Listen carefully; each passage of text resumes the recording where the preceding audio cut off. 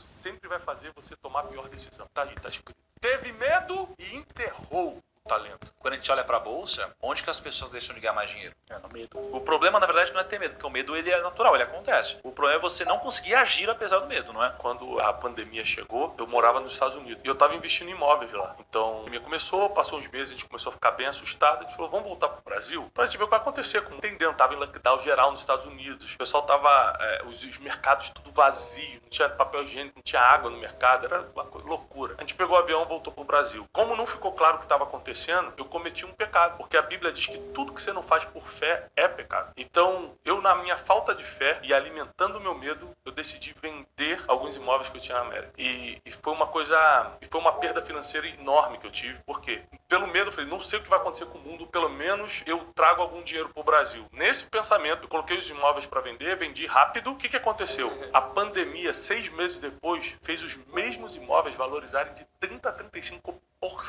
Ou seja, eu perdi não só a oportunidade, mas perdi também por vender, repatriar o dinheiro, pagar o imposto de ganho de capital, não sei o quê, eu podia ter evitado todo isso, tanto o imposto quanto vender pelo preço que eu vendi, podendo ter vendido 30%, 40%.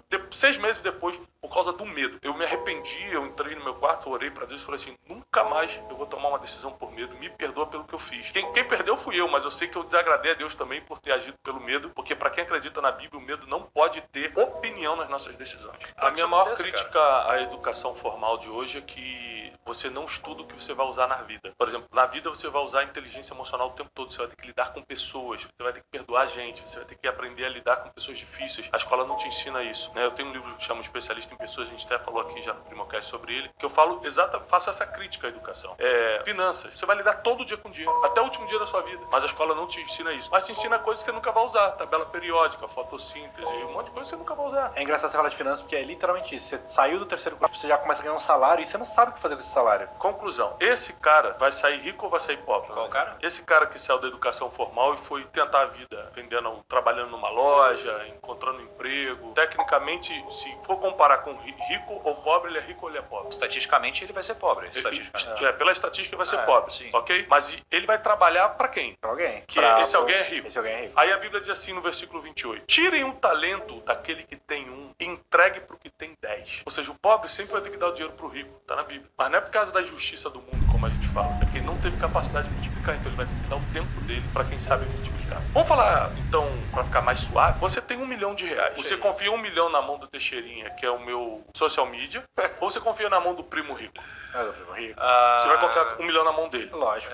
Entendi. Então, peraí. Quando você tem que confiar algo teu, você confia na mão do rico. Sim. Você confia na mão de quem administra. Você confia na mão de quem tem 10, não de quem tem 1. Então, a gente tem que lembrar que por mais seja duro escutar isso, porque não é fácil escutar isso que eu tô falando. Porque as pessoas ficam ofendidas porque elas se veem nessa realidade, ela não consegue sair dali. Mas a verdade é que a própria Bíblia fala no versículo 28, teu castigo vai ser o seguinte, você não conseguiu multiplicar o talento, então o talento que estava contigo não vai ser perdido não, meu irmão. Passa pra mim. Mas então o que tinha 10 ficou com 11. Então ele tira do que tinha nada e dá pro que tinha mais. Então, voltando, quem tem mais vai ganhar cada vez mais. Quem tem menos vai perder o que tem. O que muda o nosso jogo? Tiago, tô entendendo. O que muda meu jogo, além de ter fé em Deus? Aumentar a sua capacidade. Isso é o que muda o jogo, segundo a Bíblia. Quanto mais livros você ler, quanto mais podcast você escutar, quanto mais palestra você participar, quanto mais mentoria você entrar, quanto mais pessoas que entendem mais do que você sobre a vida, sobre um assunto específico você caminhar, mais você vai aumentar a sua capacidade. Deus queria fazer um milagre na época de um profeta chamado Eliseu. E existia uma viúva que não tinha mais o que comer em casa. A viúva procura Eliseu, fala o seguinte,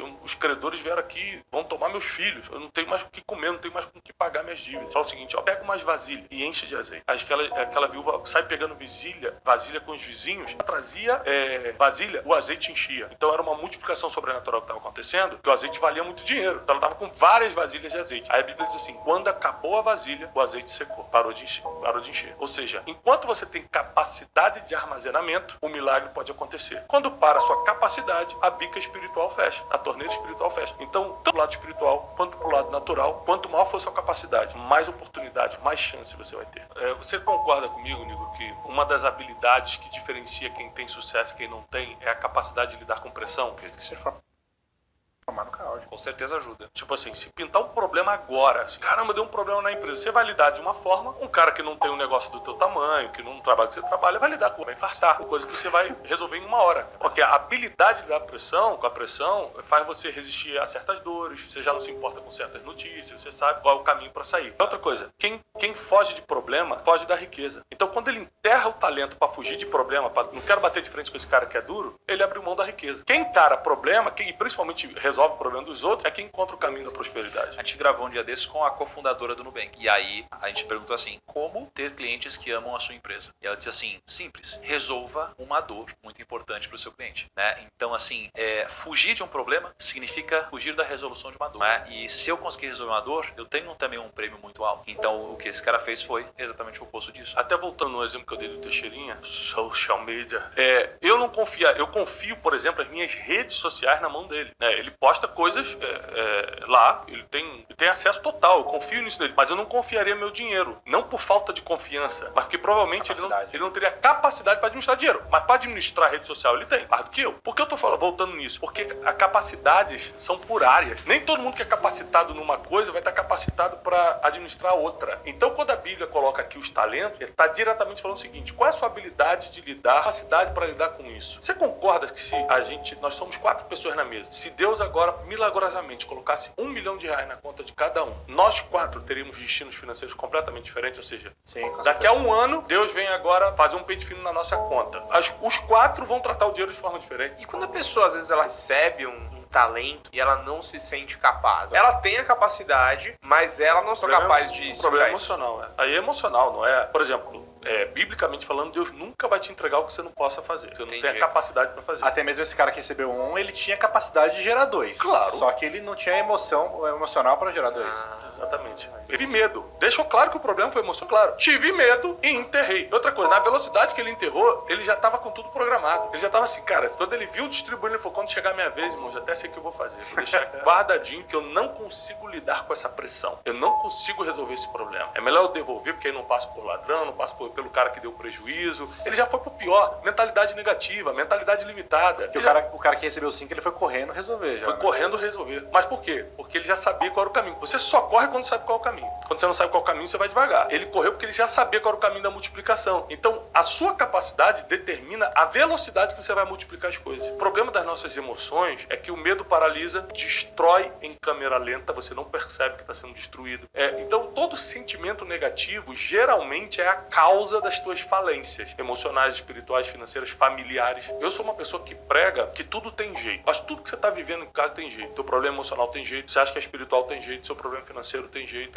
Sua falta de capacidade tem jeito. Sua falta de habilidade para se comunicar ou para lidar com a pressão tem jeito. O problema é se você quer realmente mudar o seu destino. Se você quer realmente transformar o seu futuro. Para isso, você precisa estar disposto, a partir de hoje, a aumentar a sua capacidade. Um dos maiores problemas do ser humano é que os humanos não sabem o que querem de verdade. Porque se soubesse, estava hoje aumentando a capacidade para ter isso que eles desejam. Para mim, o mais importante é que todo mundo recebe um talento. Você pode achar que Deus esqueceu de você porque ele só te deu 1. Mas um dia você pode ser a pessoa que recebe 5. Mas multiplica esse 1 primeiro, porque a própria mensagem aqui que nós lemos diz que quem for fiel no pouco, o Senhor vai colocar sobre o muito. O pouco que você tem, e às vezes você está desprezando, é muito para quem não tem nada. Então pega esse pouco que você tem, aumenta a tua capacidade para multiplicar isso. Porque se um poucão, esse pouco vai virar algo médio, daqui a pouco você está sobre grandes coisas. Deus não é injusto, ao contrário, ele é um Deus de justiça e dá o que você pode administrar hoje. O que está na multiplica.